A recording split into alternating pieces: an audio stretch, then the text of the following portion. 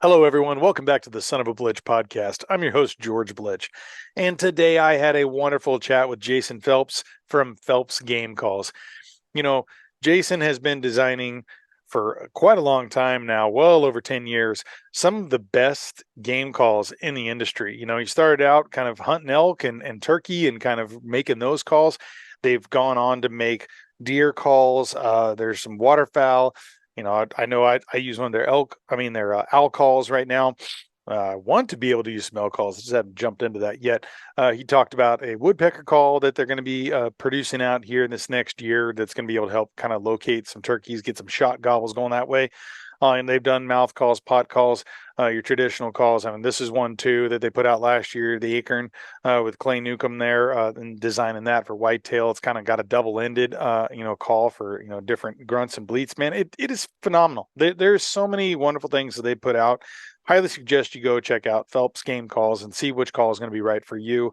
And yeah, I hope you enjoy this. We had just had a great chat about Jason's passion, kind of how he views making these calls, what he wants to do, and making sure he's putting out something that he's really proud of. It's going to have your name on it. You want to make sure it's great. And without a doubt, Phelps Game Calls, everything I've ever checked out is well deserved to have his stamp of approval and his name on it. Wonderful, wonderful calls. If you guys got any questions for him, please leave them in the comments below, and I'll make sure that we can try to see if he can address those. And if you got any questions, the contacts on here, look in the description below on how you can follow and get in touch with Jason and the team over there. Once again, thank you all for listening. If you haven't yet, please like, subscribe, share this with all your friends. And without further ado, here is the podcast with Jason Phelps. Enjoy. Hey, Jason, how you doing today, man? Good, good. Thanks for having me, George. Dude, you're more than welcome. You're more than welcome. I'm glad you're here. So, I figure one thing is the best way to start is kind of the genesis of your outdoor experience. Why don't you tell us a little bit about where you grew up, your beginning hunting world and kind of how you got into the outdoors? Yeah, family, generational hunters, right? As far back as anybody can remember. My dad grew up in a small town of PL, Washington, where I now reside. My mom grew up in a small town of Rochester, Washington, about 45 minutes from here. Spent the first 7 or 8 years of my life in Rochester, and hunting season was a big deal. You would go out and stay at grandma and grandpa's for, even though we're only 45 minutes away, like you would stay, you'd stay the whole 3 day weekend or Friday, Saturday, Sunday out here. And it was just a big thing for our family. I can remember like the night before, that feeling of being around the round table is what we called it. All the guys would be scouting different areas and you'd all get back together. Like, what do you see? Well, if somebody didn't see anything, like maybe somebody saw more than, and you would just like, you would and I loved it as a little kid, just kind of watching, from 2, 3, 4 years old. It was just cool to see grandpa and all my uncles and, the hunting party sit there. And from a very young age, deer hunting, scouting, like it was as much as I could go, or as if there was a seat for me, we were in that seat, out there in the woods. Back then I didn't spot a lot, but you were always going along, and we were out there. And I think I passed my hunter's ed in fourth grade, or I don't know what age that puts you at. But even before then, like, you got grandpa, you'd go out with grandpa and grandma, and I can remember being like 7 years old and grandpa like trying to get me to shoot his deer. I probably shouldn't say this, but grandpa's like, I don't care about my tag. Like, he just wants, one of the grandkids to shoot his deer for him. And I can remember like that all trying to happen, and it didn't pan out. But just guys that were loggers, they're out in the woods already. They kind of lived with the animals. It was just something that was very natural, right? They didn't have to talk me into hunting. It was like I wanted my BB gun as soon as it was just very natural. Very good woodsman. So as things got older, we started to deer hunt there in fourth grade, and out in the west. For those that don't know, here in Southwest Washington, we have black-tailed deer, um, and then we've got Roosevelt elk, and that was primarily all we hunted. Bear. There's a lot of bear here, but my family wasn't huge into bear hunting. We would go more as a deer and elk scouting, mission. Yeah. But if there were bear there and somebody had a tag, and so that was kind of my upbringing. I was very upset though that I could deer hunt, but I couldn't elk hunt when I first got my license. It was, we're going to buy you a deer tag, and I'm like, well, why are you guys all? It was kind of back to that round table. Like, you'd go back down there, everybody's down there elk season, but then I had to sleep in the next day, right? You didn't get the invite on the elk hunt, and like, man, this thing must be real cool, or it was reserved for the grown-ups, and it really kind of frustrated me. So there was always this thing about elk hunting, and I think that's probably why I've elevated it now, because from a very young age, like, this elk hunting is something that you have to achieve or get to a level or have enough responsibility to not get lost while you're out in the middle of the woods. Like, Yeah. deer hunting was very truck based for us. Hmm. Elk hunting was very, like, wander for 5 hours through the woods is what it looked like to me from a young kid. And know your way and have some navigational skills, and being able to hit a certain pickup spot, and all of that. So What was that looking like for like why they actually had, that rite of passage? What was it about? Was it a certain age? Was it a criteria that they had? Hey, you got to be able to do this. Like, what was that kind of they hesitated bringing you in until that point? So I think it's the way that we hunt elk. You will glass clear cuts here. So I don't know if your audience knows what clear cuts are. Out here in industrial timberland, we basically cut timber every 40 to 60 years. The majority of their feeds in the clear cut. So on elk hunts, you would check the clear cuts first, but then very quickly, if you've been patterning or scouting elk, you would jump into the timber. Well, I think they didn't want me to have to tag along, or if I wasn't able to, like, it in fourth or fifth grade, as a 10-year-old, or to like find my own way, or them to have to, like, deal with you just sitting in the truck for hours, right? They didn't want to think about that. Yeah. So until you were able to basically get pointed in a direction, like hunt down this ridge, go down there, figure it out, come back out, walk out the grade, whatever it may be. So I think it was more of a they didn't want I didn't want it to be like a bother to Yeah. them, or they didn't want to have the responsibility of dealing with a young kid while they're all out hunting very hard in the timber, kind of chasing elk down the way that we hunt elk around here. So when did that transition happen to where you were brought in with them? So we started to be able to hunt like freshman, sophomore year of high Yeah. school, but I was tricked. I didn't realize that you got to hunt opening weekend, but then you had football practice for like the rest of the season, right? So where they were taking their entire vacations during elk season, and that's where they did the majority of the killing, of elk, was during that week. Like opening weekend, we would kill some, but I'd get to hunt 2 days and then not get to hunt at all. And so we actually, in our area, they were all rifle elk hunters to start with. They started buying, like, me and my cousin, muzzleloader tags, because that gave them more time, a different season, and then they didn't have to. They still got to let us elk hunt, but we didn't have to worry about being running around with them when a rifle season hit, which was a good entry.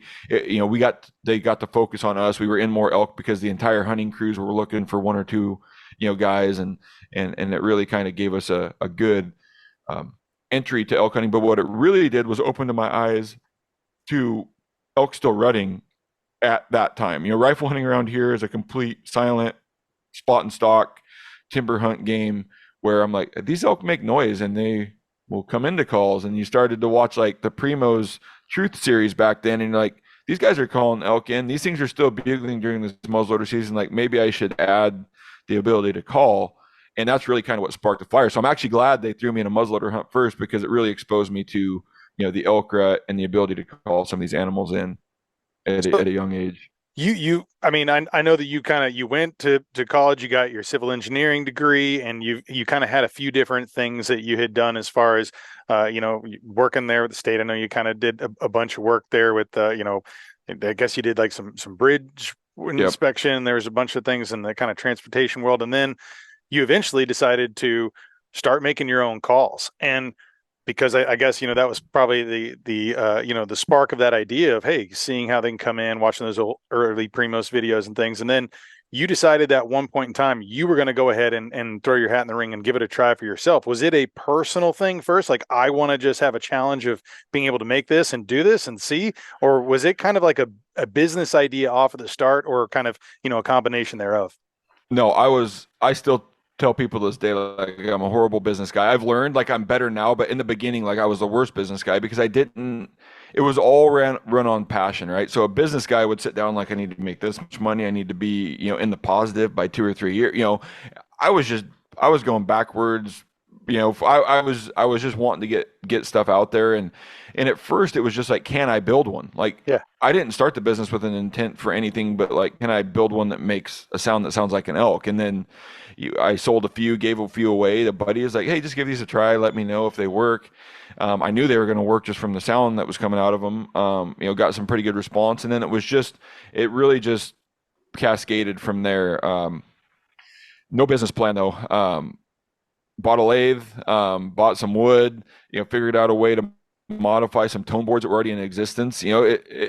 I came from very humble beginnings. I traded away like my first two elk sets of elk antlers for the lathe and some of the original wood and the tooling just to get started. And that kind of, I would never trade it, but it's like, oh, I wish I could somehow get those horns back, but they've already been turned into calls or dog chews or something by now. But that was kind of and just worked out in the shop, and um, there's some forums like back then there was Monster Muleys like Hunting Washington, my Mhm. local forums, and just I was a kid with courage, I guess. Yeah, even though I was mid-20s back then, but I wasn't afraid for somebody to just tell me no. So like the guy that owned Monster Muley is like, hey man, would you care if I gave away a few of these, knowing that people would get to see the post and maybe ask me on the side to buy some? Same with Hunting Washington. I reached out to back then I hate the word influencers or guys on that that were being paid attention to. Like, hey, would you be willing if I sent you a call? Maybe I'll put your logo on it or whatever. So I was just building a lot of these, for free. Started to take off a little bit within the first 3 or 4 years, and got some traction. And I knew in my mind at that point, like if I'm going to make a real go at it, you can't just build wood body elk calls, because that's what I started with, just external cow calls. You're going to have to like use your engineering skills and start to design some original designs, right? New bugle tubes, diaphragm frame designs, tooling to build the diaphragms in a way that's very consistent. And then it really just cascaded from there. So, a lot of, I'm very transparent. Anybody that's used an elk diaphragm knows that there's a pallet plate that Primo's had the patent for forever. We knew by doing some research that the patent was coming up in, I believe, 2016. I started to work in about 2014 on stuff like that. And that was really kind of the big break, was that amp diaphragm really performed better than anything else out there, really consistent. And we were using like some old kids fat bats. Everybody used to play wiffle Oh ball yeah. with those. And so at the time we were just modifying those. It was actually a blessing in disguise when Fat Bat called and said, hey, our mold's no longer good. We're not going to be able to sell these to you anymore. So it forced me to design a bugle tube with a little more functionality than just using a bat. And everything kind of hit, I would say, in 2016. Everything clicked, everything hit. And then that really kind of gave me my I would say legit jump start. So we were 6 or 7 years kind of dabbling and finding good success with the diaphragms and stuff. But when we brought the amp diaphragm and that unleashed bugle tube out for the first time, really skyrocketed the company. And then from there, we dabbled in turkey, started to do some custom deer stuff, and then ran really, really well and grew exponentially for those 4 years into about 2020. Started to work with MeatEater a little bit, and then towards the end of 2020, kind of they made a pitch to see, we were going to do a turkey line together. That was my proposal. Let's do turkey call line. We'll collab on it, and they were all for it. And as we penciled out numbers and thought what we could do, they're like, "Wait, this might look better if we just own the whole thing." I was really reluctant at the beginning, right? This is my baby. I've grown it here for 11 years, and it's really close to me. I've employed friends and family, like I did it the way I wanted to, and started to meet with them and got the impression or understanding that we'd be able to continue on. And it ended up being a good decision for me and my wife. Like sometimes you don't want to give up ownership or control, but we looked at it in a way like, does this take care of you in life and financially? And one thing for me that it's tough, as I mentioned earlier, I had never really thought about the money that was coming from this. It was all driven on passion. The whole business side still hadn't really taken over. Yeah, I was better at accounting. I was better at profits and losses, right? You just have to naturally get just better from the at years that. of doing it. Sure. Yeah. But I had never really thought like, what's this thing worth? how do you value a company? And all this stuff came to me, and I'm like, man, I don't even want to put a number to it. I just love this. I love growing it. I love being able to reach people that maybe weren't good elk or turkey callers or deer callers or strategists, and fixing that, or helping them, or giving them a tidbit that helped, and building those educational pieces. I love to hunt, and this was kind of a thing that allowed me to do it a little bit more, right? I had some extra money to go hunt and do this, or go on more trips, or be able to afford to leave work for a couple extra weeks and not get paid, whatever it may be. Um, but yeah, MeatEater came along, and I'm like, I don't know what this is worth. I don't even know how this process goes. And that was kind of the point where I had to get serious about the business side, and really dig into the books for the last few years. Um, but yeah, it's been fun. Like with an, and some people don't like, with when your brain works like an engineer, you're always like spinning ideas. Like, would that work? Would this work? And so I love being a call designer, and I think in my own mind, like we went very far with the calls now, but like I've got other ideas, like different spots within, as I'm a hunter, like, well, this thing doesn't work exactly like I like it to, and this thing, and so I'm always thinking and wanting to modify or tweak gear to work better for me, and that's just unfortunately I can't ever shut it off. So you go to bed like spinning ideas in your Yes. head, and that's that. So that's kind of how the calls went through. I mean, there's a lot more to the story, but that's kind of the nuts and bolts of it. And it's been fun, fun and frustrating, but like the very proud of like the Easy Sucker, the amp Uh-huh. design, like all these things that were more like, we didn't reinvent the wheel, like we invented the wheel in some of those cases, like things that hadn't been used in those sort of ways. And those are like some of those things I like to hang my hat on, like that hadn't been done yet to that point in that way, or that easy. um and that was one thing I learned early on, is there's some really good callers, and they can make any call sound good. But what I really focused on is be a good enough designer that you can make these things easy enough to use for anybody. Make these things easy enough to use and quality enough. Like, I can make very easy to use elk calls, but sometimes they lack in sound quality or volume or one of these things. So that was really what I set forth to do after about 2016. If I'm going to do a design, I want it to, number one, sound as good as anything else, but be very, very easy for the user. And some people have said we've made it too easy on some things, but it's, in the end, I'm just trying to give people the tools to use. And when we brought out the Easy Bugler, for instance, people that hadn't been able to bugle, like, to get those emails back, like, this literally changed my experience, or this changed the way I hunt, or what I'm confident in doing. Um, like I say, it may be a little cliche, and people are like, "Oh, it's easy to say that," but like sometimes that meant more to me than any money that you're collecting from this business is. Like, you Yeah, know, you it, made a it, significant difference. You've yeah, made someone else buy an extra freezer. yeah, and that honestly meant more to me at that point than any money you could receive off of a product. Like, Yeah. I like that. That was payment enough for anything that I was doing. But building good product, we've tried to bunk the trend as much as possible, to bring as much like USA Yeah. manufactured, like, very important to me. We haven't been able to do it all, which we're very transparent about. Yeah. But we've put as much of our money back into to US built products as possible, which has been tough at times because our price sometimes reflects it. But it's something I'm willing to do, and we just have to try it, see if people are willing to pay for that. Because it seems like people are beating their drum anytime you post something like, "Oh, we'd rather pay more for USA," and then sometimes you bring in a more expensive product and like, that's overpriced, and I'm like, well, I can't win. So you try to balance it. You try to. I take a very an approach where I step back. Where's everybody else at in the market? Can we Hmm. do this? Yeah, it's been fun. I've learned a lot along the way.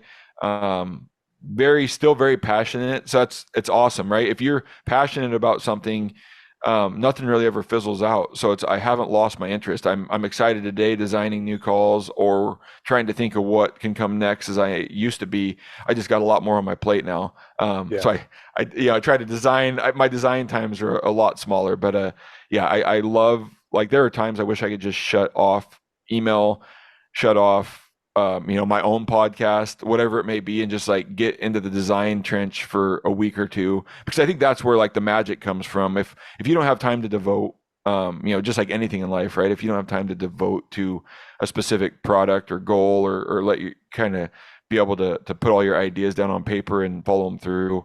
Um, yeah, sometimes I think I'm not doing as good a job designing right now because I am so busy and everything else. But yeah, it's fun. I enjoy it. I love coming to work every day. Um, it's my house is about 80 feet from the headquarters here, at least. So it's like my Nice. commute. I'm tied to it all the time. I love getting up. I love going to work. And I know it's tough because there's not enough jobs out there, but it's you find something you love to do.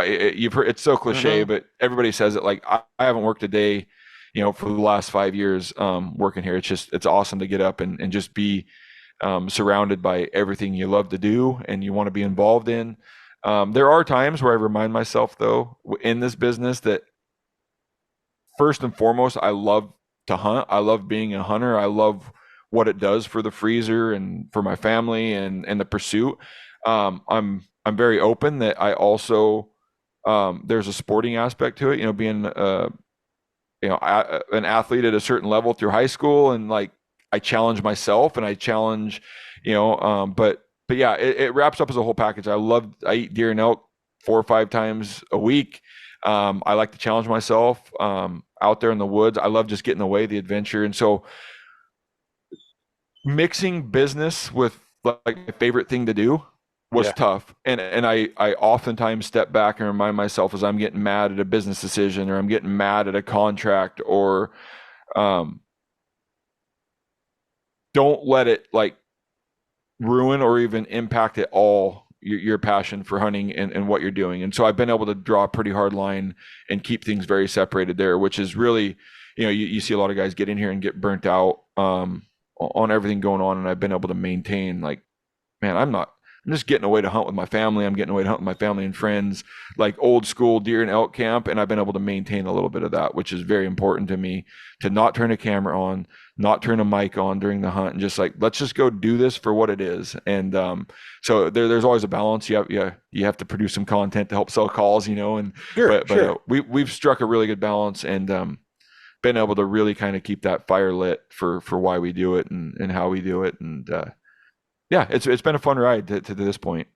That's great, man. Well, I'm glad you're able to manage that and compartmentalize those things too, because I've definitely seen some folks with burnout and things, or feeling like you're always having to do content. It's great to be able to sometimes just shut it off and spend that time with your family and your friends in the outdoors, and be able to kind of create that balance so that you can go back and be able to go full tilt Yeah, whenever you need to. Um, yeah, I wanted to rewind back. I mean, there's a few things we're going to get into. I want to talk about your podcast. Definitely the transition, some of the things you got coming up too with Phelps Game Calls, but when you were talking about when MeatEater came in and you kind of established that relationships, and to where they kind of bought in and to the company there, and what was it like for you in your role? What was the change there too? Because I mean, also, and maybe this is a good time to talk about the podcast. You kind of came in, very soon after that acquisition or merger, however you calling it, that you then became put on the headset and starting to record and talk about everything, and kind of, doing the cutting the distance podcast. But I was kind of curious what your role was like then. Did that allow you more flexibility?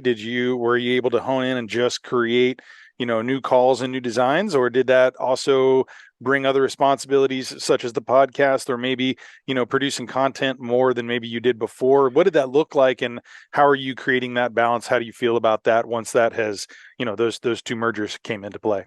yeah. So the thing I liked with the legacy move was the main reason we went to MeatEater. Like I feel like this brand can get my name and my products to a different level. So that was kind of the main reason we went into it. And so talking with the two individuals at MeatEater as this process was going on, like what do your duties look like, who handles what, and they came to me with this idea that we have a lot of support, right? If you don't like ordering everything, you just want to do design, like we'll have an operations team that will help you, and we'll have a finance team that will make sure bills are paid. And so it all sounded very good on paper. We have an accounting team that will pay your bills, collect your bill, all the money. And it sounded good, but in reality, I was everything for Phelps Game Calls was in between my ears, right? Like I Right. knew it all, and it was not easier. Not saying that it's a bad idea, but Yeah. it didn't look as good as it did on paper. I had to be very involved in all of those for a very long time. Um, More so to the point where I'm like, well, now I'm not only just able to do it, I've got to teach somebody who our Yeah. vendor is, what these part numbers are, how we order this, what our specs are. And so there was actually a lot more work at the beginning, which kind of caught me off guard. You don't go into it expecting like easy street, but you go in like, wow, my life should be a lot easier. It wasn't. It was more difficult for a while. Um, Went into there, was more involved for at least the first year, probably into the second year. And then the one thing, MeatEater had a lot of changes from 21 to 24, both administratively. Matter of fact, my company was getting bought from MeatEater. We had a new CEO that wasn't really involved in it. And so and then shortly thereafter, the VP of finance and the VP of hunt fish left MeatEater like 6 months in. And that's the only two people I knew. So like revolving chairs and almost unsupervised or which I didn't need a lot of supervision. I made good sound business decisions. We were always in the black, like didn't need any help there, but like, Right. yeah, we want to put a PO in that's a pretty big chunk of money. Like, do I need approval? Can I just sign off on that? Yeah. And there were some unknowns. So we just recently changed teams again from that. And so there's been some adjustments. I think everything's been for the better, but just like anything, when there's change, I got to learn a new system. I've got to learn a new procedure. So I would say to this day, like I haven't been able to just like settle into a routine yet. There's always changing ideas or changing processes, which is fine. If we're getting better, I'm fine with it. It's just I haven't been able to just always, and I apologize to anybody that begs groceries, but like I've always wanted my job to just be to the point where it's like begging groceries, right? Where it's like I don't have to, my engineering days, like designing a new bridge, it was never the same. You always had to show up and like, man, just you would feel exhausted at the end of the day because you're designing bridges and guardrails for this. Where like towards the end of my engineering career, before I left the state, like I was able to just show up, do my work. I didn't have to think that hard. It was the same stuff over and over. Where now with MeatEater, like I just haven't. I think once we get into like a steady, year or two rut, and it's the same stuff just year after year, just new designs. I'll be a lot more comfortable. Just haven't got there yet.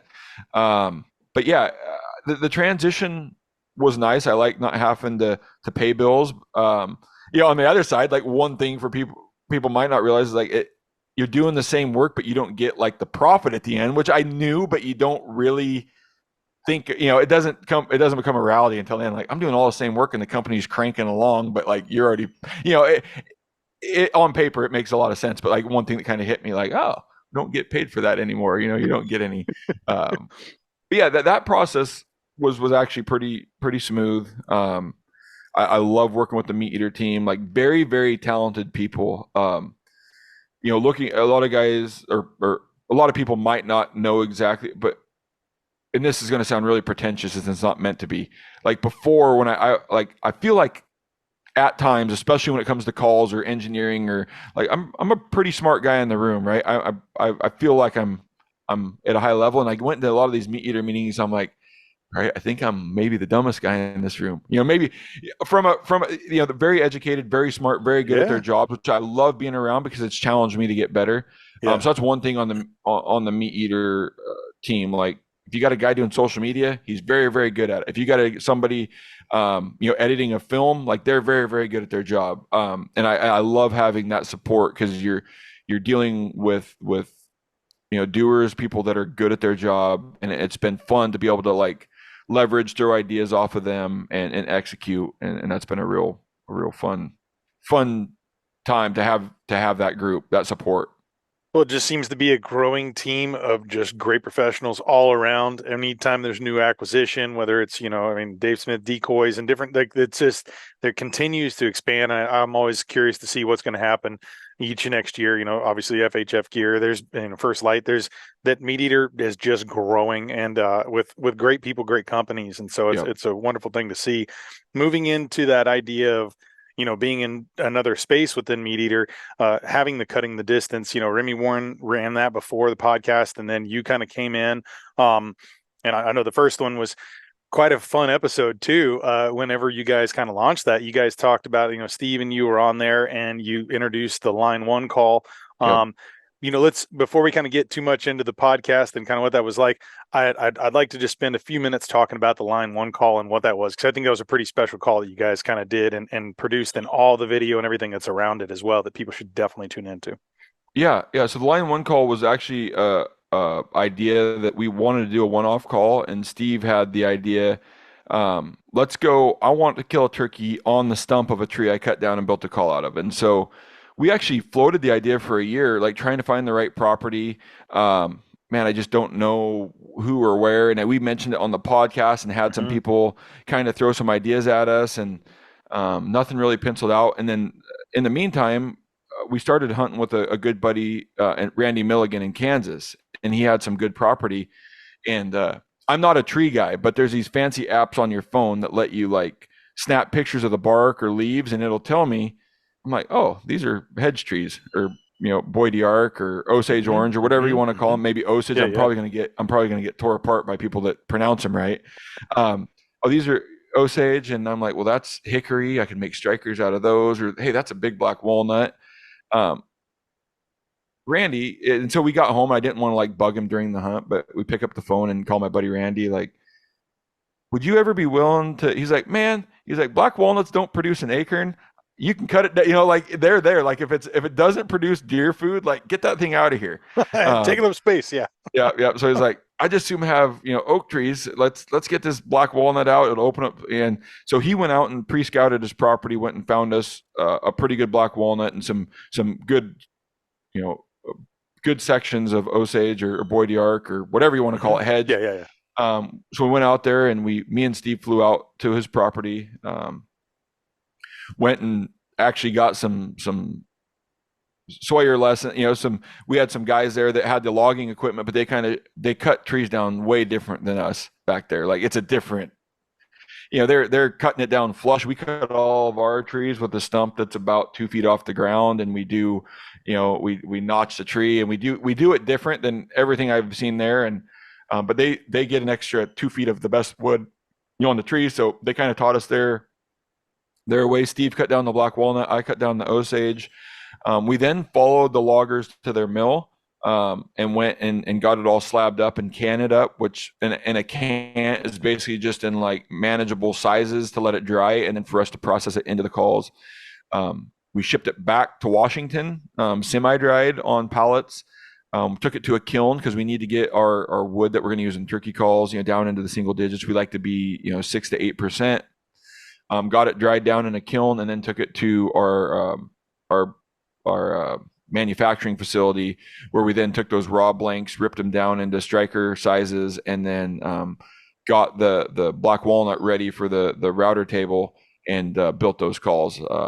And we did it, so there was a lot of extra that went into that. Normally you just call up your lumber store, like, I want the black walnut. And we tried to just educate on the, what these trees are good for, why they exist, and all the way through the mill. Like, the Osage is hard on blades. It's super hard. It's got like the second highest, thermal unit. It's very dense. Went through all of that and then documented it, and then went back. And ultimately I was in the shop and helped build all of those calls. And, just something that we had our hands in, more start to finish. And then, packaging on a level that turkey calls haven't seen, velvety magneted boxes, all the stuff that we wanted these things to be at a different level. So, cost wise, it didn't pencil out as great. One of the things we did get knocked on a little bit was the price, but by the time you had everything involved, like that wood was a whole lot more expensive than that. And even the box that we put them in, like it cost us more than it cost to build a typical turkey call, and so Yeah. that was one thing. Like, man, I wish there was a way we could have, and I just calculated it on our normal calculations. But that was the one thing. Like, I wish maybe it was more available to people, because it was a special product. But the price, I still cringe a little bit, and I shouldn't. Like, that's saying that I believe we didn't price it right. Like, we priced it right by business, but I guess I wish it was more accessible to people, or we could have did it on a cheaper Sure. a cheaper way. But it ran like, I think it's like $300, right? But Yeah, that's like, yeah, that's like 299. if you go and you buy a handmade piece of art that is, a limited edition. The people who are collecting wonderful things like that, not even to say something that is usable in the field. I mean, I think it's a collector's item, it's Yeah. something that's going to be a legacy item. You can pass that down generational. And this is not it right here, but just kind of show folks what you're talking about when you're talking about the striker. And, here's it, because it was very, similar in your design, right? I mean, but Yep. obviously different materials. This is one of your other ones here. This, the Morganson, or does it say? Is that teak and I would say, yeah. teak? Yeah, Yep. teak and green slate. One of my Yep. favorite call. Yep. Dude, I love this. I called up last year looking for one. And that was the one that was suggested to me. Great staff there that always answer questions too. I've got some other calls that I'll pull out in a minute, but just kind of give people an idea. When you have something like that and you have the story around it, I mean, I understand it's a higher priced item than more people. It's not like the layman's going to come through and just buy that. They're going to buy something maybe like this that, is, Yep. less, and these are on sale right now too, as well with your Christmas, special going on. Yep. But that's something that I thought it was, very, it's a very limited number. I mean, how many of those did you guys make? We 1,500, and then we Yeah. allowed all of our employees to buy them. So you take those out. Yeah. Yeah, it was limited, and they did really well. And the call sounds great too. Like it can be set on a shelf, but I don't design anything or intend for anything to ever be set on a shelf. Like I grabbed my line one call, which I have sitting right here at my desk that I'm holding right now. Like it is still the call. It sounds so good. It's a call that I like. And all my new strikers go on this call. Like as I'm testing them, like I want to see what it sounds like on this and that's Yeah. just one of those testaments. And I don't know if it was that expensive. Like we put that brass plug on the back with me and Steve's signatures and Mm-hmm. and the some of the the cans at Uniontown, Kansas, like where the call came from. We just wanted it to be a special call, they turned out pretty dang good. They sound pretty good, and it was a cool project to follow that Yeah. start to finish. And we, I shouldn't even say this, but like we checked some of our competitor calls, like standard calls in the lineup. Like there's competitors out there with $220, $230 calls that don't have any of this backstory. Right. So I don't want to use it for justification, but that was kind of my idea. And like I say, I think you get this thing, and if you want to hunt with it, it's gonna hunt awesome. And if you want to keep it on your shelf, then albeit. But yeah, it's a good call, and it was a fun project. And Steve went with line one, and I'm gonna butcher the reason why. If we went back to episode one of Cutting the Distance, I would know more about the story. But there's a line of beef where they every year or every like when they change up the bull. I don't know, but it's basically like line one beef, and then like line two beef and line three beef. It continues on. So if we ever do this again with a different wood or a different striker or different combinations of material, we can call it the line two tricky call. And I don't want to make it too much, but like if some guys might end up collecting them all or getting them all. And so that was kind of our idea, maybe in the future, but we got to find a different wood source, a different project, and then, see what we can. I even wanted to go like the call you were just showing has green slate. Well, it's only available in like one mine in the country. You can only get that in one place. And so it's like, I even want to go to like the mine and go see, because that green slate is very baby. Like it's got to be wrapped in a wet burlap sack all the way until it's manufactured. It's got to be like manufactured very green before it starts to dry. And like, I even want to follow that process, because I think just being a guy that loves the outdoors, like being attached to where this call comes from and what it takes is like, it's just a cool part to know, what all's going into it. Absolutely. The history of that and being able to kind of see how things are manufactured, I think it's fascinating. And for people who use some type of tool like this in the woods, it's like to know where it came from and see the history and see you guys and your passion and kind of, A to Z, nuts to soup. It's like, it's really cool to see that process. So I was very Yeah. fascinated with that. And just kind of, so in the very first, I think if folks want to hear more about it, definitely tune in. It's episode 1 of the Cutting Distance with you guys, and you and Steve there. But whenever you were approached with that idea, had you ever seen yourself as wanting to do a podcast? Was this something that like I mean, because obviously you'd done a lot of interviews, I know kind of, you said like 2016 Western Hunting Expo, you guys kind of, things just took off to another level.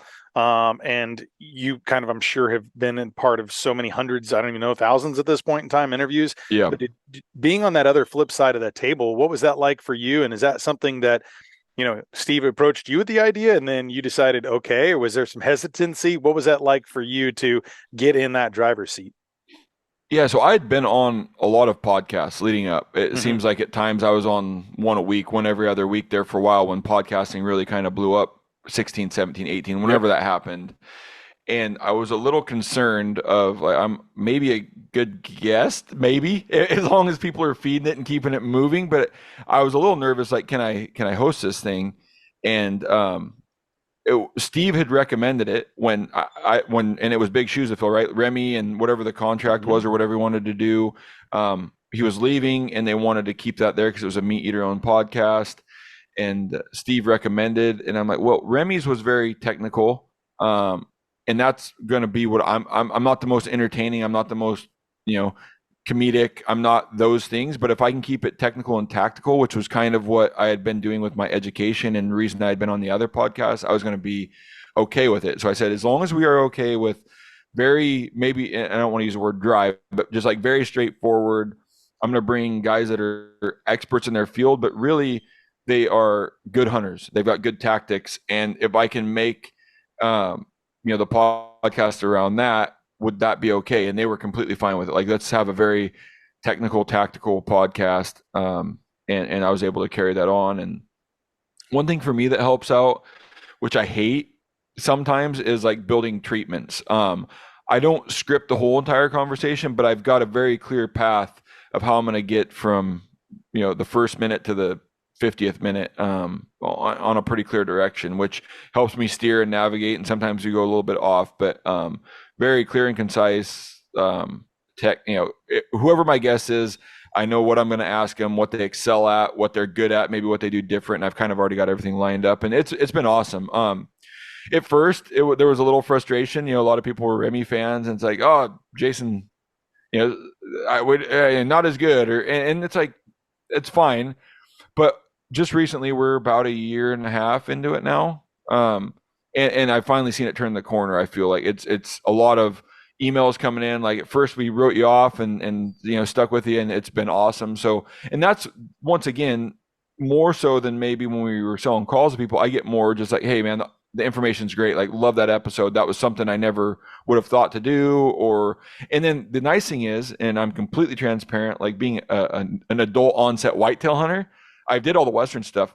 Like, I get to go at whitetail, like with a very naive intro, and I get to ask a lot of those questions. And it's, I do a lot of research, and it's still hunting, so I get a lot of it. Hmm. But it's cool to go at a different topic as kind of the new guy and not know. And so I go to a lot of biologists, a lot of good whitetail hunters, and just ask my personal questions that I might not know the answers to, or to see if it matches up with like Chris Parrish and Randy Milligan, the guys that I have been whitetail hunting. Like, does this jive with what they've been telling me? And it's not to question them; it's just to see if people have differing opinions. And Sure. so it's been awesome to like use the podcast as like a route to some very knowledgeable whitetail guys that I have no business interviewing. I feel like, but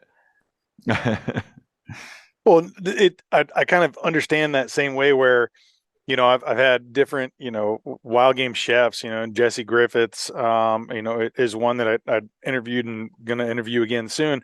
And I'm asking him certain questions as far as like, hey, this is in my freezer. What would you do with it? Or, the Danielle Pruitts of the world, or different people that we're sitting down with and interviewing and getting some of the best to get their perspective. And sometimes it's self-serving to just my buddy and I trying to figure out what it is we want to try next. But really, it's also kind of having that 101 question. Hey, what is the most typical thing that, people are doing wrong? And I mean, I guess that's a good transition to ask too. It's like, what are some of the things when people are buying your calls that you've seen, maybe some mistakes that people make? Maybe it's not drying out, their mouth calls, or different things or is there some kind of 101 things that you might give to people, or say, hey, you guys got to make sure you're doing this with your call for it to last longer, maybe chalk on the box call, different things that maybe some people might not recognize as a necessity right off the bat.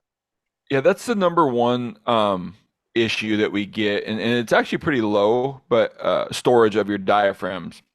The latex gets wet. Some moisture can get between the tape and the latex or the frame.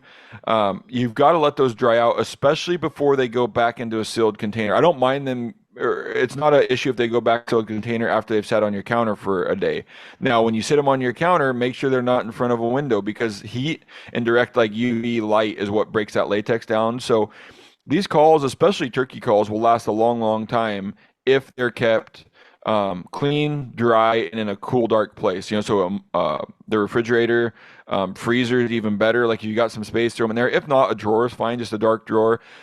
Inside your car is very, very tough, especially in the months because you've got extreme heat. If it's on the dash or in a cup holder or something where the sun can hit, it's going to break that call down very, very quickly. But back to the moisture, you will get some nasty molds and mildews if you do not allow that call to breathe and dry out. So number one issue we've got, like, hey, your call mildewed or molded or molded or got mildew on it, or hey, my latex is really wavy, like your call like lax and let go. And you never insult a customer, right? I learned that early on, but I'm like, can you just send me a picture of it? Yeah. And I'm like, that call was stored wet. Like, let it sit and dry, and it'll probably tighten itself back up. So that latex, and so drying it, cleaning it. Some people ask about cleaning it with like mouthwash. I don't like those. Water is fine. Hmm. Like just run some water, especially on a turkey call. Run it through the different layers. Some people use toothpicks. Once again, I would caution anybody that puts toothpicks between the layers. Like, do not puncture the latex.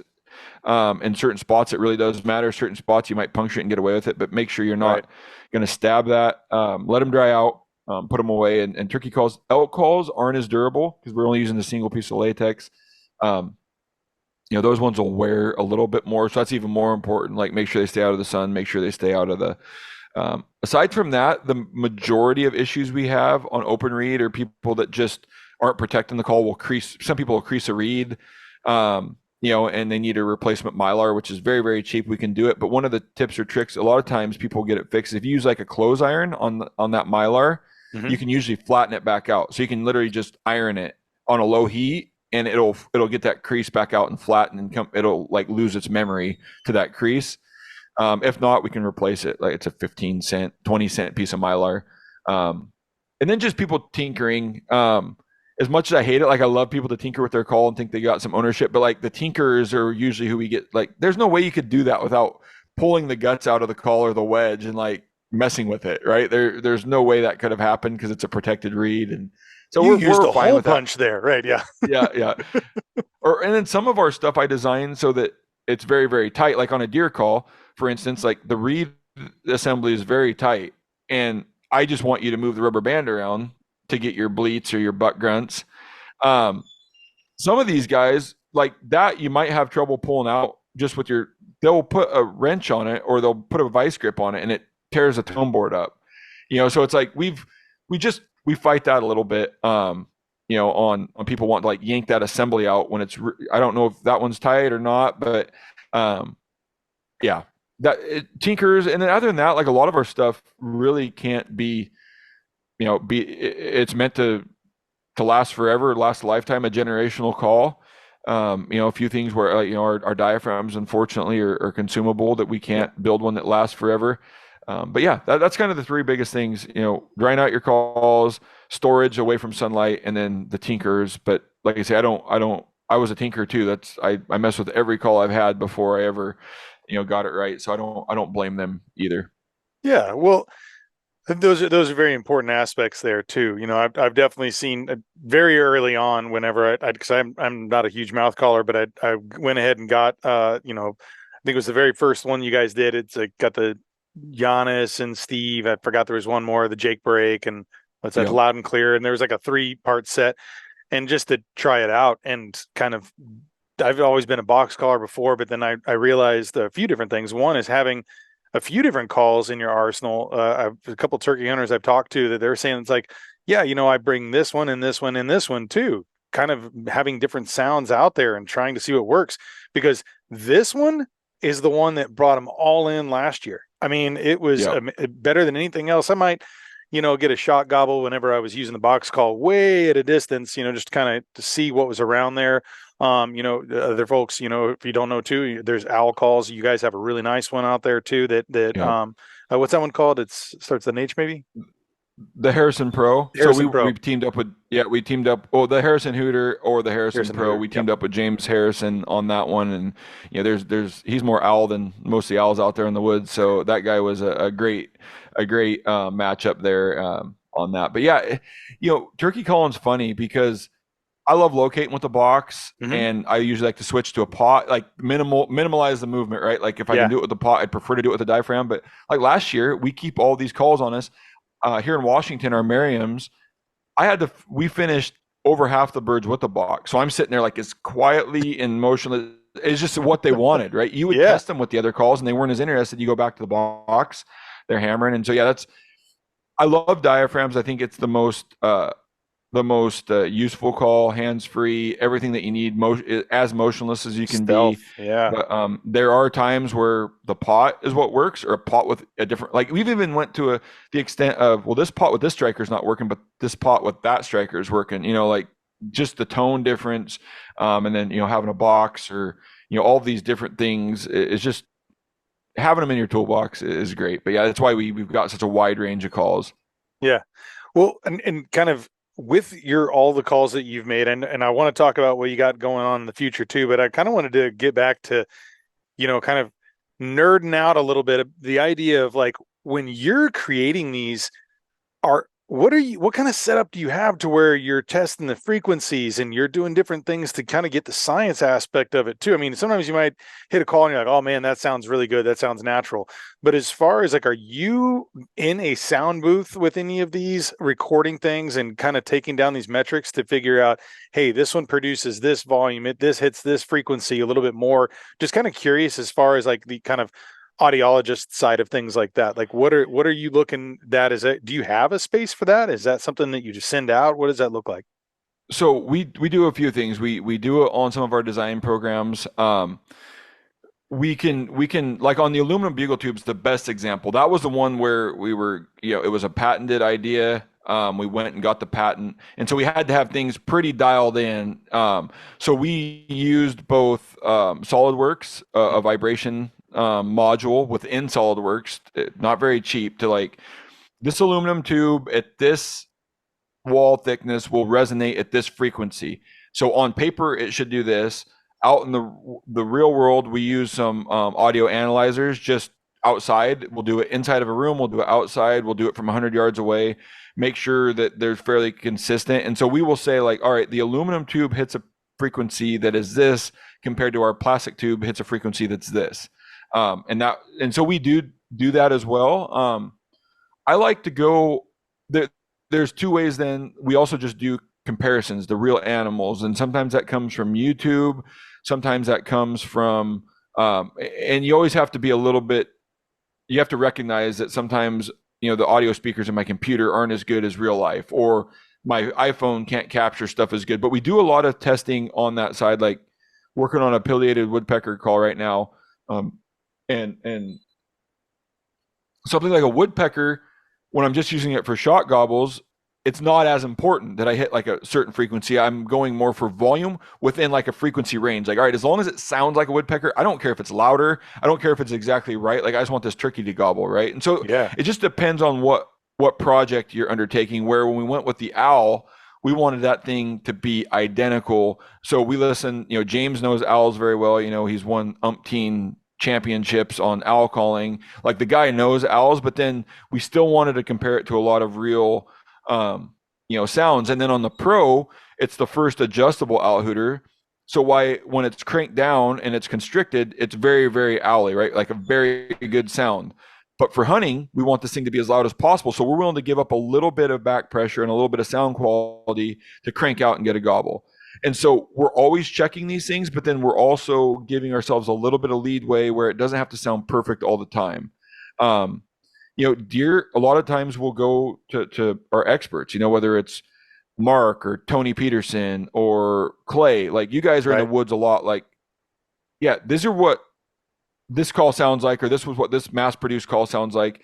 But hey, everything I've watched or heard in the woods, like the doe bleats are a little different than some of those cans. You can, not saying that they don't work. Obviously, the Primos can is killed probably more deer than my calls have yet, or maybe ever will.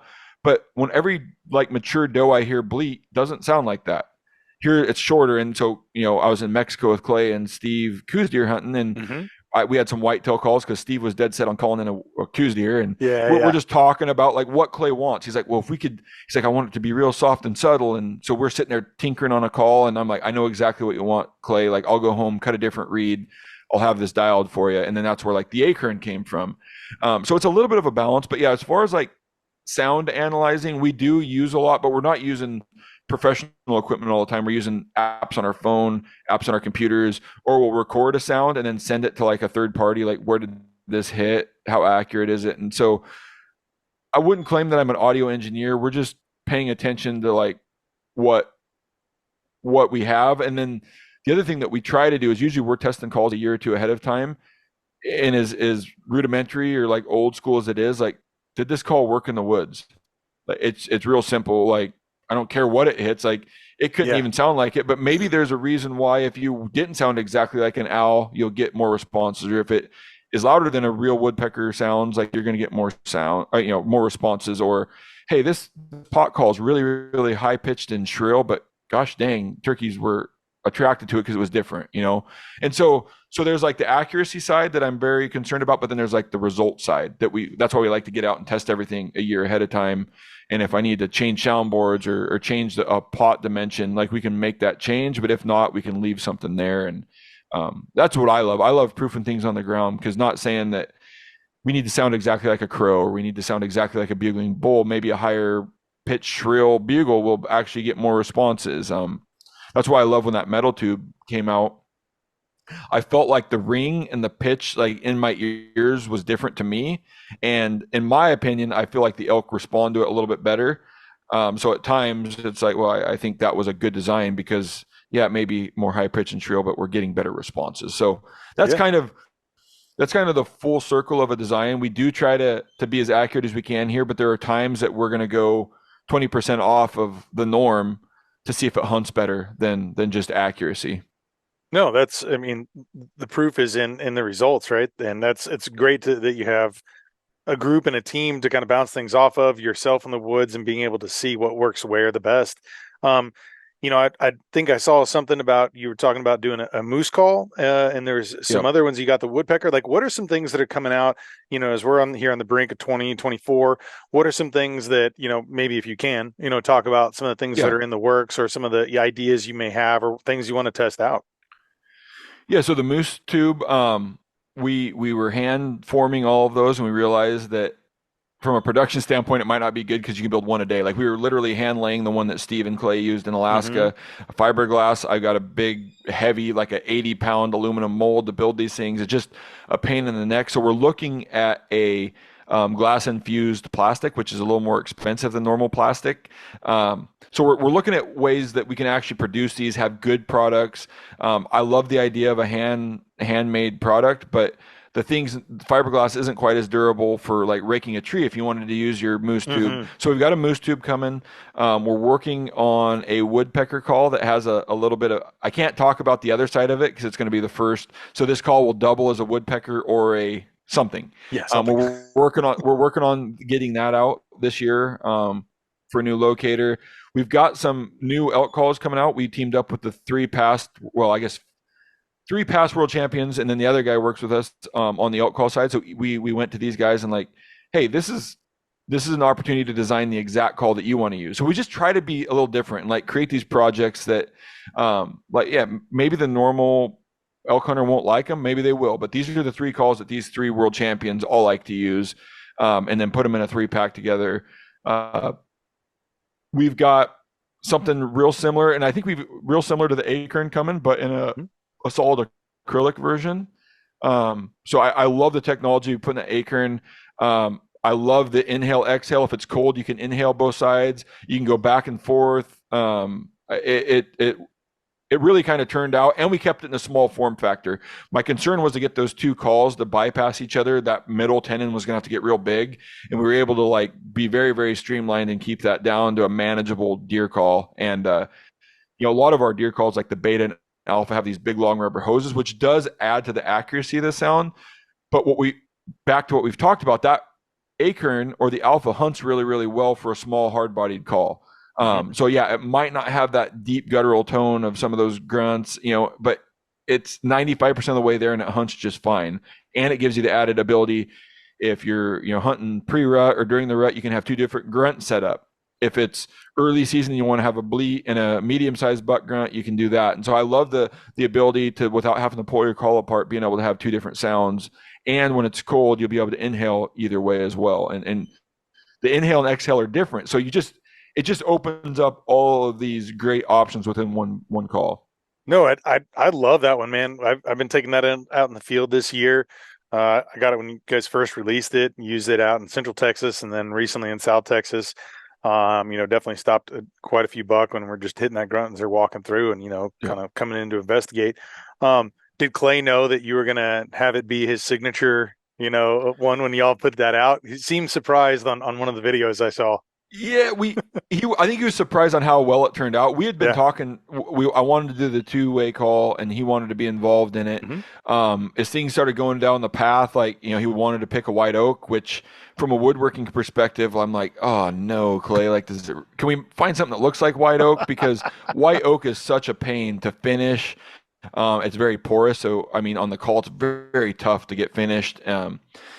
And so like Clay wanted to be the white oak call, and we came up with the graphics. We worked with our graphic guy. Clay was stoked. And then I'm like, Clay's not a big timer. I'm like, Clay, you mind if I add your signature? He's like, I guess, Jason, so he's like, he's trying to be humble, but I think the call turned out, like, appearance wise, very, very good.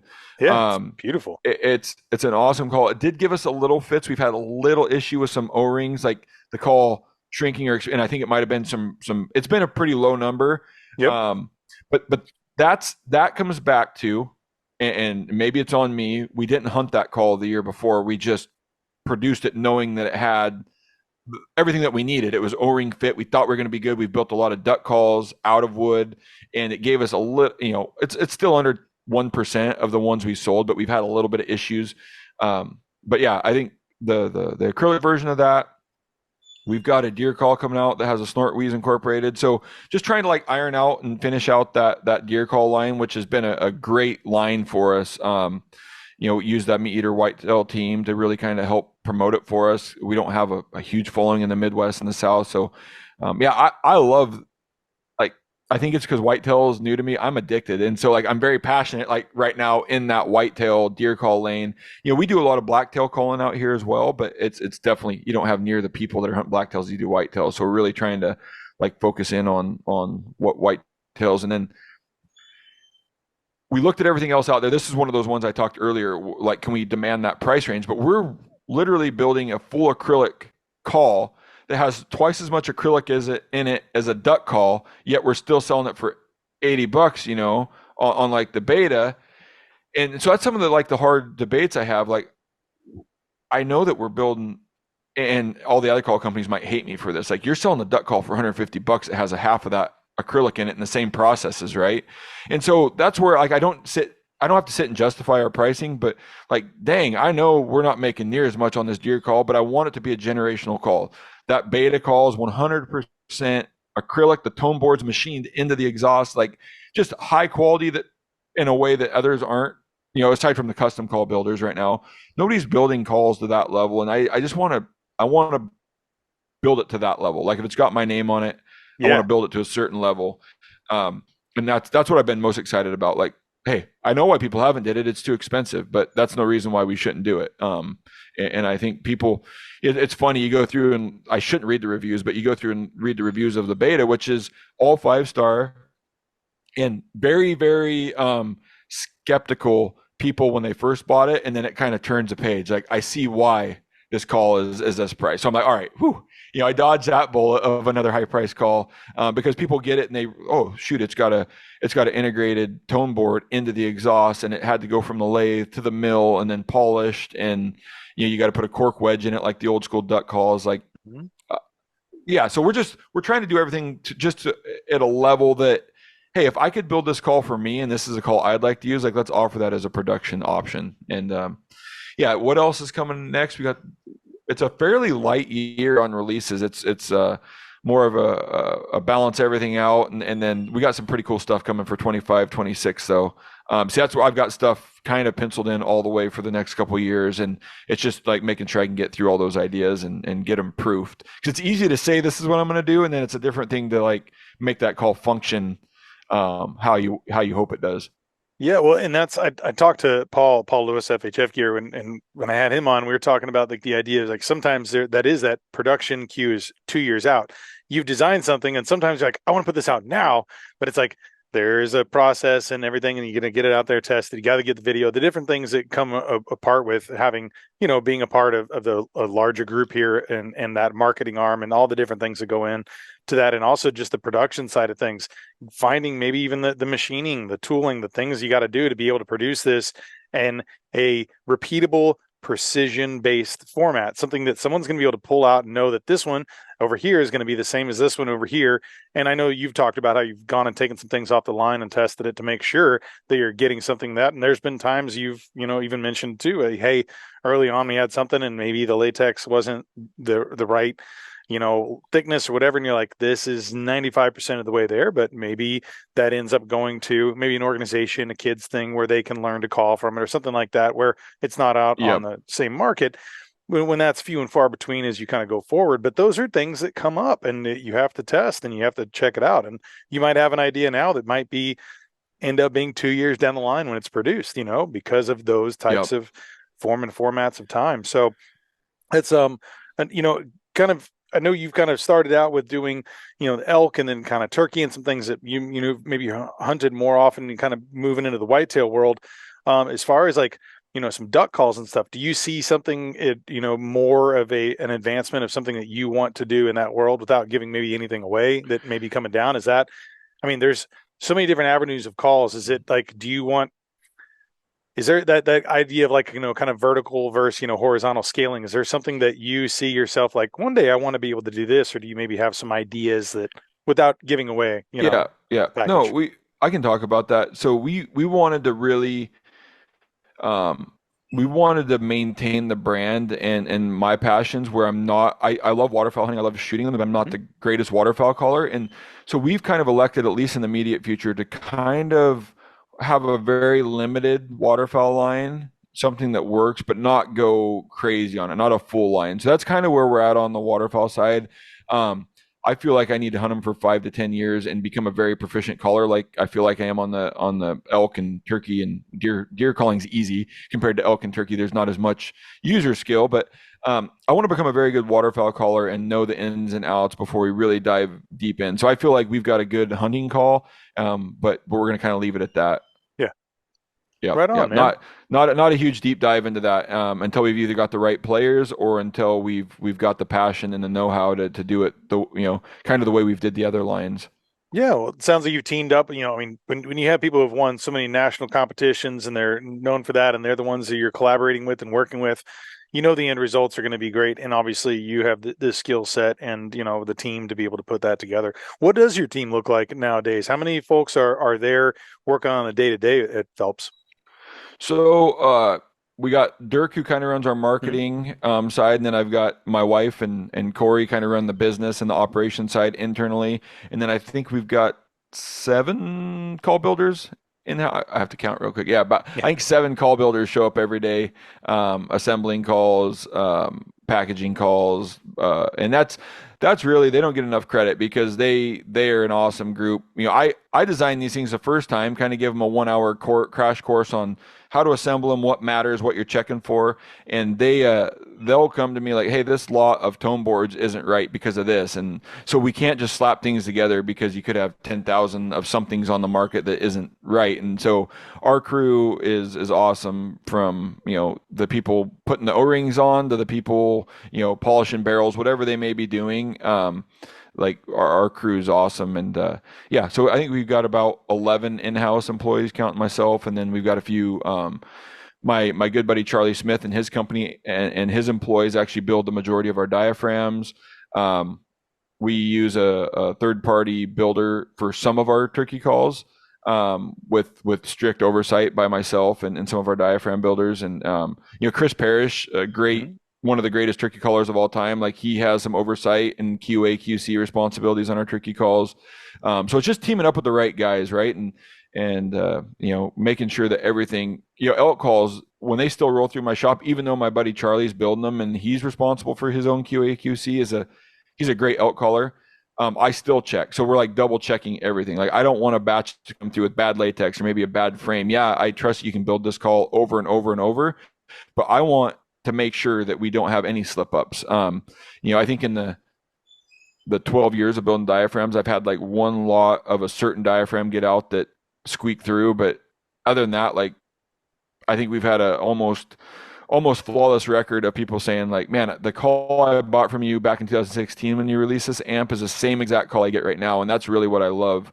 There's no guesswork. There's no quality inconsistencies. It's all just very dialed process. Yeah, that's awesome. I mean, precision is a word that comes to mind when I think about your products, and and that repeatability of knowing you're going to be able to get something shipped to you or on the store rack or whatever it is, and you can pick it up, and this is going to be a high quality item. So that's something that tip my hat to you on that. Before we kind of sign off, I had a kind of a question too. We just wrapped up hunting season for the most part. I know there's turkey coming up here too in the spring, but I was kind of curious. What are some big hunts that you went on? What do you have in your freezer? And what is your favorite? I know you said you'd cook a lot of wild game. So like, what is kind of one of your go-to? If someone sits down at a dinner at the Phelps house, and what are you preparing? What are some of the things that are your favorites? Oh man, I know I'm gonna get this wrong. So 23 was awesome. I went on the Coos deer hunt early. Mm-hmm. The Coos deer eat amazing, like maybe one of the best eating critters. I ended up with archery elk out of Oregon, a Washington muzzleloader bull, and then a Montana mule deer, and then a Kansas whitetail. So I've got a pretty good selection. They all eat great. Everybody's like, oh, the Montana mule deer in the rut, but man, I tell you what, I haven't got a bad one yet, and it's good. Uh, I'm gonna probably really disappoint you with this answer because we're very. I grew up eating this way. Like we don't do a lot of roasts on deer elk. It Mm-hmm. just everything gets turned into steak, like cleaned Yeah. up. And so, man, our go-to is just like pan fried. I'm trying to eat healthier, like no fly. So it's like just straight up salt, pepper, a little bit of garlic powder, like pan fried elk steak, maybe a little bit of sweet potatoes on the side. I eat very, very boring because I'm a big guy, and so I'm trying to stay in this like 230 range and not go back the other way. So it's like pan fried, no breading, elk steak, deer steak. We eat a lot of burger, Mm-hmm. whether we turn it into like taco, spaghetti meat, whatever it may be. But yeah, we try. My other favorite way is if we keep it, or like this year from my Oregon Bowl, I kept all my back straps, my tenderloins, and some of the roasts intact. Like I absolutely love like marinating in like a, and people are gonna laugh at it, but it's just kind of our old standard brine, like a little bit of Coca-Cola, some tender Yeah. quick, and some black pepper and garlic powder, and then just putting it on the Green Mountain Grill or the Traeger or the smoker, and letting it go to medium rare. And like my kids don't believe me that it's not beef and it's wild game, and that's my favorite way. It's just a little more time intensive. It's more of a weekend meal, but during the week when we're running and going everywhere I mean, my kids got sports every night of the week and every weekend. It's usually like as fast as I can like cook some steaks or get some burger thrown into the pan. Like we're in and out real quick. Yeah, no, I hear you. And speaking of the kids, I know you've coached some sports too with your kiddos. Are you still able to find that time to do that, or are they Oh yeah, moving up in that level? I'm 2 days in to coaching junior high now. Because I've coached every sport my kids have ever played, Yeah. whether it's baseball, basketball, football. Um, Wrestling I can't do. My boy wrestles now, which I love. I love the sport, and I love that I don't know anything about it because I don't have to coach it that way. But yeah, basketball, baseball, football, like I've coached everything they've ever did. And I don't like saying this, but it forces me to like spend that extra time. Like I'm very involved with my kids all the Yeah. time, but it makes sure that time's with them. Yeah, I'm the coach, and my kids are old enough now where I'm not the nice coach anymore. I'm Right. not a jerk, but I'm no longer Yeah. like, oh, I want you to pay attention. I want you to get after it. So yeah, I'll coach our junior high basketball team. My boy's an eighth grader, so I'll be done this year. I don't know if the opportunity will be there to like jump over and help my daughter like through her last little bit of junior high, but I'm hoping with my crazy work schedule and my inability to, high school's a lot longer season. I feel like I have to be at every practice, of course, every game. Like it may just interrupt hunting schedule about middle Hmm. of November. So I hope I don't have to do high school, but if I need to, or if nobody's there, we'll see. But yeah, very grow up with a very competitive family. Dads and uncles were all very involved. They coached us all the way through. And yeah, so it's, right now it's basketball and baseball. My boy doesn't play football anymore, which thank God, because it's in the fall and I don't know anything about volleyball, but baseball and basketball, I usually jump in and coach everything they do. Yeah, fall seasons can be tough for hunters when their kids get involved and vice versa. I was in competitive soccer, playing around the country all over, and fall was the time. And then I realized, like after I'd kind of gotten to college and finally hung up the soccer cleats as far as competitive play, I was like, man, there's a lot more time for hunting now. Yep, So yep. I Yeah, hear no, you. it's a blast. I love it. And I remember I wanted to hunt and not play football when I Hmm. was younger in high school. And my dad, like, hey, you can hunt the rest of your life. And so I kind of use that same thing on, like, Yeah, I can hunt the rest of my life. I need to get, spend as much time with my kids sure. and get them through sports. And I'm not gonna lie, I do miss some volleyball games and I miss some wrestling matches due to hunting. But I'm there if I'm home and can make it work. I'm here as much as possible. And Sure. yeah, it's been a lot of fun. I love um, the I love being around all the kids. I've kind of got that perfect relationship with all my players. Like we can goof around and we can give each other crap, but yet they know when like too far is too far. And so it's like I've built this, and I'm excited to see what this group of boys, somewhere down the road does, because it's been fun, like all the way from kindergarten to here, and it's just something I love to do. And it when you've got that competitive spirit, like I've got it in business, I've got it in everything I do, it's nice to, even though you can't compete anymore, you're like, you got it from a coach's perspective. So I love to just go out and get the best out of kids and compete. And I probably have too much fun competing, but it's all good. No, man, it's great. It's great. It helps make the kids, it helps shape them in such a way, and having someone who's positive and who's been there and, encouraging them and being someone who they can look up to in another setting too, in your professional avenue as well. And kind of turning into that, I was kind of going to ask you as well, what is it that you want your legacy to be? And I know you're not an old man sitting on the porch and in your last few rocks on a rocking chair, but so I know it's kind of a weird kind of question is it in some ways, but I think you've kind of made some substantial marks and with your game calls with obviously with some of the kids and things too in your community and things like that as well. So maybe in a personal and a professional setting, what is some of the things that you kind of view and when you're thinking about your legacy? Yeah, I had a lot of time to think about this when we sold the company. Like I've had this conversation many times, and from a career or a game call perspective, I want to be known as a company, a very high quality game call company, that I could almost go to our Phelps Game Calls mission statement, because that was the legacy I wanted to leave, was like a call company by hunters that cut no corners, basically, like always high end, which then ties into like the content, which I think is really how people know me or get to see me. Or from I want to be known as, and this is weird, but it's important to me, like a guy that never screwed over anybody in business, a guy that's always been very honest in business, very transparent. And then once you get through like that, like I want to be an educator, like somebody that somebody's gained a piece of knowledge from, or that 20 or 30 years down the road, like, man, I remember when Jason was doing this education, or he brought on this project, or hey, he went over, like Jason's a guy that will go and speak at the Fish and Wildlife Commission and made a difference aside from just collecting money. He was the guy that went over with the biologists and captured calves for 2 or 3 days. Yeah, I get the flexibility in my schedule to maybe do that sometimes where maybe other people don't. But I want to be more than just a guy that made money off of a hunting industry or a group of hunters. I want to help with conservation. I want to help with studies. I want to help make people better hunters. I want to make, I want to be the guy where, and I'll never take credit. I don't hate it. I always turn it back, like, hey, without Phelps Game Calls, like I would have done this, or without your help, I never would have killed this bull. I'm like, no, I just gave you the little piece you needed. Everything else you had to do. I wasn't there with you. I wasn't, like, I want all of those things. I want to be positive. I want to leave a good mark on hunting, and I want to make hunting better than, like leave it off better than where I got it. Now, we got a lot of stuff working against us. I'm not going to lie. That's going to be very tough to be able to say that. But I also battle a lot of what we do and maybe some of the impact and stuff we put on public land. Like I'm not. I would be lying to say that it doesn't. I have some internal battles. Like, should I even have a videoed hunt in this area because of the pressure it already receives? Or, it's like I struggle with that. And so I'm trying to balance all of this from um, a business side versus like what's right for the animals or what's right for the area or the people that have hunted that before. And so just trying to be very, I